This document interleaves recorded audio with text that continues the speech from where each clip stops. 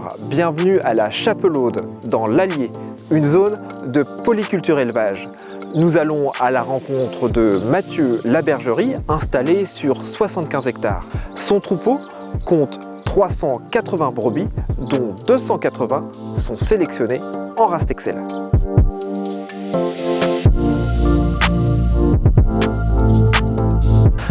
Bonjour Mathieu. Bonjour. Merci de nous accueillir dans ton élevage. Est-ce que tu peux nous le présenter? Moi je suis installé depuis 2015 sur l'exploitation sur la commune de la Chapelaude. J'exploite sur 72 hectares. J'ai 380 brebis avec une race Texel principalement. Tu t'es installé hors cadre familial. Tu as quel type de bâtiment? C'était une installation assez légère? C'est une installation assez légère, mais on est parti quand même sur un achat de foncier. Donc aujourd'hui en bâtiment, j'ai très peu de bâtiments, mais suivant le contexte de mon cheptel, j'ai pas besoin non plus d'avoir beaucoup de bâtiments. Ils sont les 3/4 de l'année dehors, ils rentrent juste 15 jours, 3 semaines avant l'agnellage et ressortent 15 jours, 3 semaines après l'agnellage. C'est vrai que les intempéries, ils craignent pas les intempéries. Et au niveau parc matériel, comment tu es équipé? Aujourd'hui en parc de matériel, j'ai pas grand chose, j'ai un tracteur. Le reste, j'ai beaucoup de matériel en copropriété avec un voisin et mon beau-frère. Ce matériel en copropriété, c'est pour l'herbe? Oui, c'est pour les travaux de fenaison, les travaux aussi pour l'enrubanage et puis pour les semis. T'installer en mouton t'a permis d'avoir une installation assez légère? Oui, l'avantage du mouton, c'est que c'est une installation assez rapide. On a un retour d'investissement qui est tout de suite là. Quand tu t'es installé ici en 2015, il y avait des bovins. Pourquoi tu as rebasculé l'exploitation en ovins? J'étais bercé dans le mouton depuis tout petit. Mon grand-père avait des moutons, mon père a gardé un peu de moutons. Et donc aujourd'hui, le mouton, il me plaît. Donc c'est vrai que j'ai préféré continuer du mouton. Et donc tu as choisi une race à ce moment-là. Pourquoi tu t'es orienté vers la race Texel? Pour moi, c'est une race qui me plaît bien, qui est jolie, qui est maniable, qui est docile, très docile. Tu me dis aussi que tu apprécies le calme. Oui, c'est très très calme à manipuler. C'est vrai que ça ne sauve pas, on peut l'approcher délicatement. C'est très très calme. Quelles sont les qualités pour toi de la race Texel? C'est une race qui est quand même assez bouchère, qui a une qualité de viande qui est pas très grasse. Ça a un rendement de carcasse qui est de 53%. C'est vrai que c'est déjà pas mal. Comment tu commercialises tes animaux actuellement? Aujourd'hui, j'en vends une partie en reproduction, à peu près 40 béliers pour la repro, quelques agnelles aussi pour la repro que je vends, et le reste, ça part par un marchand privé qui fournit un supermarché à la suite. Et vous avez une filière locale, une association, c'est ça? C'est vendu dans les GMS du secteur? On a une petite filière aujourd'hui dans le canton, qui est une association pour le pays local, qui est commercialisée par un supermarché. Tes animaux, ils sont vendus à quel âge et à quel poids? Ils sont vendus à l'âge de 3-4 mois pour un poids de 40 kg. Ton objectif, c'est de vendre de plus en plus de reproducteurs. Ça intéresse qui, cette génétique? Aujourd'hui, on a beaucoup de demandes avec les éleveurs, et des éleveurs du coin et pas mal aussi pour l'export. On a beaucoup de demandes sur des femelles et quelques mâles pour l'export. Leur objectif, c'est de faire du croisement derrière? Pour aujourd'hui, ce qui part en France, c'est beaucoup pour faire du croisement. Très peu en race pure, mais beaucoup pour faire du croisement pour améliorer la qualité bouchère. Il y a un autre critère qui est important en élevage de moutons, c'est la prolificité. Ça donne quoi chez toi? Aujourd'hui, sur le cheptel, moi je suis à 1,8 de prolif en moyenne. Cette race, selon toi, elle s'adapte à quel contexte pédoclimatique? Elle s'adapte bien au climat parce que suivant les chaleurs ou la pluie et tout, ça la dérange pas du tout. Suivant la laine l'hiver ou même l'été, elle supporte très bien la chaleur. C'est vrai que c'est une brebis qui s'adapte bien à tout type de terre. Et elle marche bien, elle peut aller en altitude, elle peut grimper un peu? Oui, elle a quand même les capacités de vouloir grimper si elle veut. Actuellement, tu as 2 périodes d'agnellage. Sur les croisés, c'est plutôt en décembre, c'est ça, pour avoir des agneaux à Pâques? Oui, j'ai une partie que je fais pour faire des agneaux de boucherie et pour des agneaux de Pâques. Et le reste, toute ma sélection, agnelle au mois de mars, pour après avoir qui profite de l'herbe tout de suite derrière. Alors, sachant que ton objectif, c'est d'aller vers la sélection, tu pourras peut-être moins désaisonner à l'avenir. Eh bien oui, après ce sera plus difficile à désaisonner, mais bon, aujourd'hui, après, si je valorise davantage les mâles et les femelles pour la repro, je vais m'y retrouver aussi. Et au niveau de la ration, comment ça se passe? Comment tu les nourris? Aujourd'hui, ils sont au foin, en rubanage à volonté tout l'hiver et une partie de l'été suivant la sécheresse. Et après, ils sont complémentés avant la lactation et après la lactation pour aider les agneaux à se nourrir, quoi. Merci Mathieu. On va maintenant retrouver Jean-Marie, le président de l'OS, qui va nous présenter l'histoire de cette race.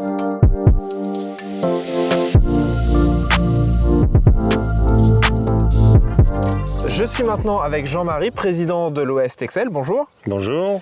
Jean-Marie, peux-tu me présenter l'histoire de cette race Texel ? Le Texel, il est arrivé par hasard en France. Nous avions des éleveurs du Nord et des Ardennes qui avaient besoin de génétique bovine et ils avaient besoin de vaches laitières. Donc ils sont partis en Hollande chercher des vaches laitières et puis arrivés là-bas, ils ont vu cette île de Texel, qu'on prononce Texel là-bas. Et puis sur cette île, il y avait des moutons blancs qui avaient l'air magnifiques et dans le camion, il y avait encore un peu de place. Et donc ils ont pris quelques moutons, et puis à chaque fois qu'ils allaient rechercher un reproducteur, ils sont revenus avec des animaux. Et c'est comme ça que les Texels sont arrivés en France. Et elle est sélectionnée depuis combien de temps ? Alors sélectionnée dans les termes qu'on connaît, c'est-à-dire avec un contrôle de performance, on est sur une 50aine d'années. On l'a sélectionnée différemment auparavant, mais ça n'empêche pas que les éleveurs faisaient leur sélection en leur âme et conscience. Aujourd'hui, il y a combien d'animaux et combien d'animaux sélectionnés ? Dans les animaux, ce qu'on appellerait en contrôle de performance, on est sur 5600 brebis. Mais en France, on a 250 000 Texels, ce qui est un effectif déjà lourd, hein. C'est une race qui est quand même importante en France. Quelles sont les particularités de cette race ?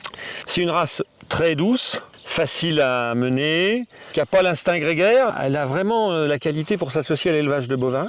Elle est très laitière, elle valorise vraiment l'herbe. Et puis c'est surtout une race très intelligente dans sa reproduction, parce qu'elle a une ovulation qui n'arrive que quand les jours décroissent. C'est-à-dire qu'elle ne peut pas ovuler autrement qu'à l'automne.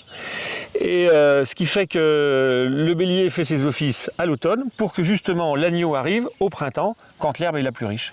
A contrario, on ne pourra pas désaisonnaliser le... On ne peut pas désaisonner, mais ça veut dire aussi que c'est vraiment une race de plein air. Donc la nourrir qu'au foin et à des choses très artificielles, elle ne supporterait pas. Tu parles d'une race bouchère, d'une race avec des qualités maternelles. Est-ce que tu as des chiffres, des données techniques à nous donner ? Alors c'est une race bouchère évidemment, puisque 80% des agneaux Texel sont classés U, et puis le reste est classé soit E pour vraiment les meilleurs et quelques R. Donc c'est vraiment une race très bouchère. Mais attention, il ne faut pas s'y méprendre, c'est une race aussi prolifique, 1,8 agneaux par brebis, c'est quand même important. Nous avons des cheptels qui montent jusqu'à 2,10. Donc nous avons des brebis qui élèvent 2 agneaux correctement, sans aide, avec l'herbe de printemps et qui valorisent vraiment nos régions herbagères. Et comment il fonctionne votre schéma de sélection ? Alors notre schéma de sélection il est assez simple. On a 5500 brebis qui sont en contrôle. L'objectif est simple. Dans la vie d'un éleveur, on a la mise en lutte, c'est-à-dire quel bélier on met avec quelle brebis. Derrière, 5 mois après, arrivent les agneaux. De là, on évalue par des pesées à 30 jours et à 70 jours la valeur laitière de la mère. On évalue évidemment par ses poids aussi le poids de carcasse qu'on va pouvoir obtenir. Ensuite, nous avons un schéma de sélection sur la voie mâle assez simple, c'est-à-dire que les meilleures brebis de la race qui obtiennent des mâles avec des performances suffisantes s'en vont en contrôle à Verdilly.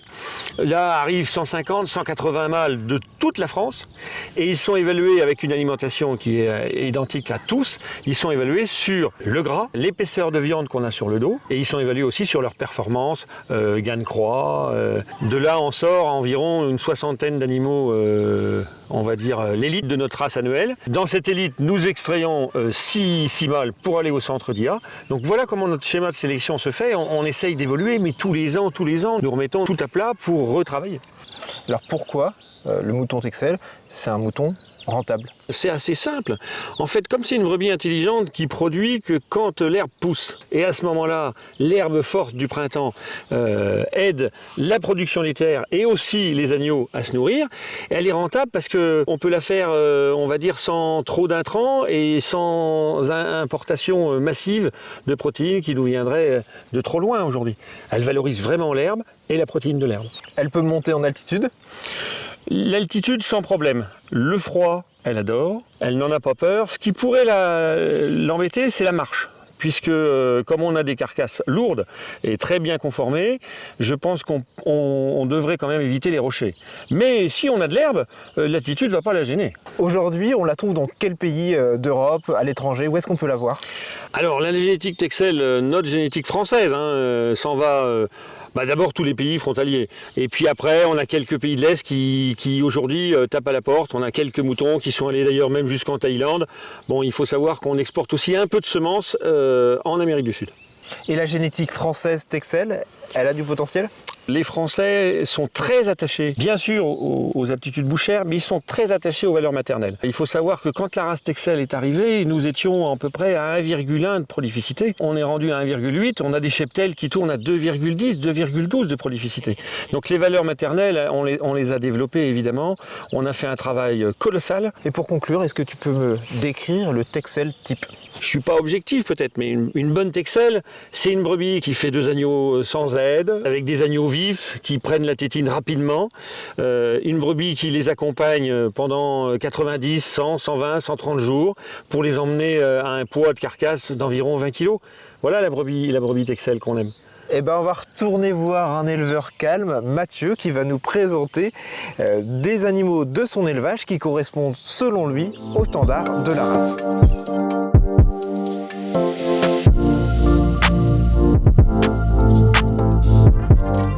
Mathieu, tu as choisi de nous montrer ce bélier. Pourquoi, selon toi, il correspond aux standards de la race? Pour moi, c'est un mouton qui est très épais, qui a autant de devant que de derrière, donc il peut rentrer quasiment dans un rectangle. Un dos quasiment rectiligne. Aujourd'hui, aussi une belle tête de bélier avec des bonnes colorations. La bonne coloration, c'est... C'est un museau bien noir, un contour de l'œil assez noir aussi, une tête au niveau de la laine bien dégagée. Aussi, on peut voir sur ce bélier-là, ce que j'aime bien, c'est qu'ils ont la laine qui est bien démarquée, pas de laine sous le ventre. Au niveau des pattes aussi, qui est bien délimitée. Et on a un bélier qui est niveau qualité bouchère, qui a de bons gigots, qui a une bonne arrondie, et qui a une bonne descente de gigots aussi. C'est pour ça que ce bélier-là, je pense qu'il va rester dans l'élevage. Et alors pourquoi c'est un animal rentable? Il est rentable parce qu'aujourd'hui, avec ses qualités bouchères qu'il va apporter, je pense qu'il va faire de bons reproducteurs.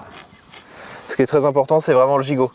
Oui, pour améliorer la qualité bouchère, surtout nous après pour valoriser les béliers par derrière pour faire du croisement.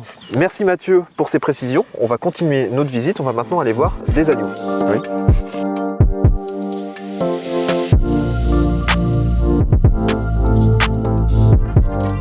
Mathieu, tu nous montres maintenant un agneau. Sa particularité, il est issu d'insémination artificielle. Tu pratiques beaucoup l'IA?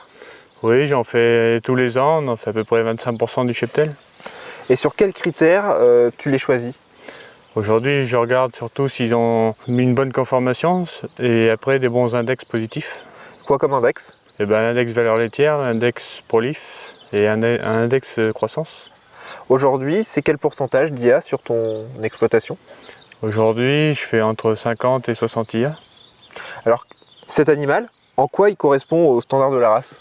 Aujourd'hui, cet animal a des bonnes colorations, un beau dégagé au niveau de la tête, au niveau de la laine, un bon corps régulier, des bons aplombs et un bon arrondi de gigot et une bonne descente de gigot.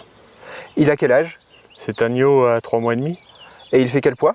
Il fait 45 kg. 45 kg. Et donc, c'est l'objectif de croissance, tu espères quoi? Aujourd'hui, c'est déjà très bien, parce que c'est un agneau qui a poussé à 450 grammes de GMQ. Ça correspond à la moyenne de ton élevage? Oui, c'est déjà pas mal. Aujourd'hui, c'est un des meilleurs, quoi. Il était unique à la naissance? Oui. Merci Mathieu. On va enchaîner et on va aller voir une agnelle.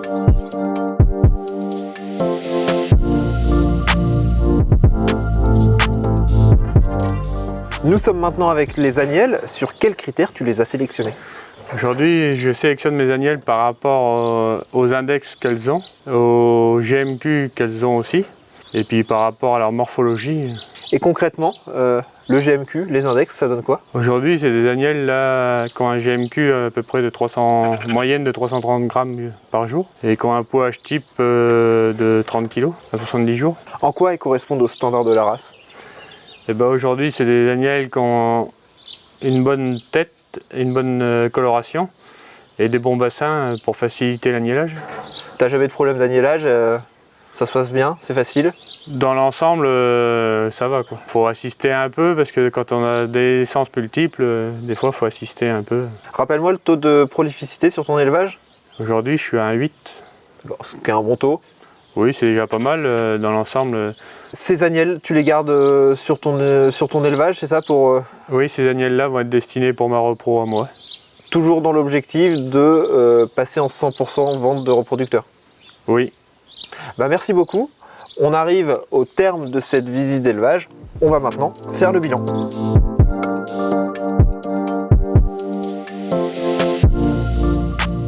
Nous allons maintenant faire le bilan de cette visite d'élevage. On retiendra 3 points. Le premier, c'est la docilité de la race. Oui, c'est un animal qui est facile à manipuler, autant en parc contention, ou alors pour les montants en bétaillère quand ils sont au champ. C'est un critère important pour toi d'avoir des animaux calmes. Le deuxième point, c'est la rusticité avec des bêtes qui passent 11 mois sur 12 dehors. Oui, parce que c'est un animal qui s'adapte très bien dehors, autant par les intempéries que par la sécheresse. C'est ce qui t'a permis une installation hors cadre familial à moindre coût avec très peu de bâtiments. Et enfin, dernier point, c'est le rendement carcasse avec des bêtes qui produisent de la viande, mais aussi de la viande de qualité. C'est un agneau qui fait 53% de rendement et qui a une viande qui a très peu de gras. Un bon rendement carcasse, mais aussi une viande de qualité, une viande persillée. Merci beaucoup Mathieu. Vous pouvez retrouver d'autres visites d'élevage, et notamment des élevages en mouton qu'on a tourné les années passées. Ces vidéos sont disponibles sur le site du Sommet de l'élevage, sommet-élevage.fr, ainsi que l'application du Sommet et aussi la chaîne YouTube du Sommet. Merci et à bientôt.